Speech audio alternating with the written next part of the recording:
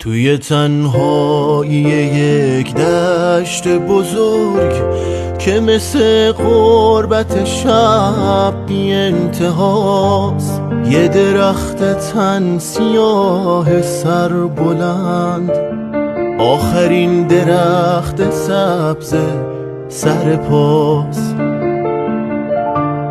رو تنش زخمه ولی زخم تبر، نه یه قلب تیر خورده نه یه اسم.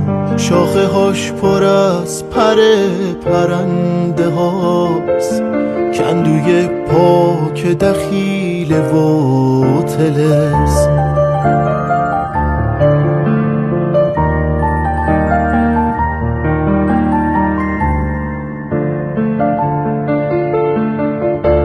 چه پرنده ها که تو جاده کوچ مهمونه سفره سبز اون شدن، چه مسافرا که زیر چتر اون به تن خستگیشون تبر زدن.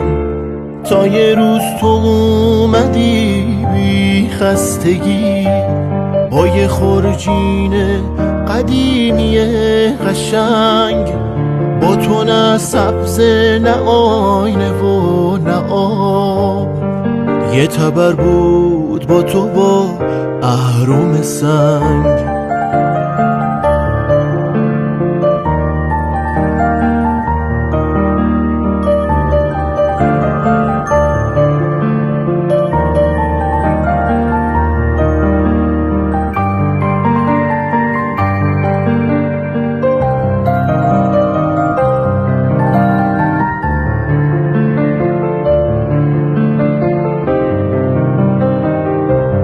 اون درخت سربلند پر غرور که سرش داره به خورشید میرسه، منم اون درخت تن سپرده به تبر که واسه پرنده ها دل و پس منم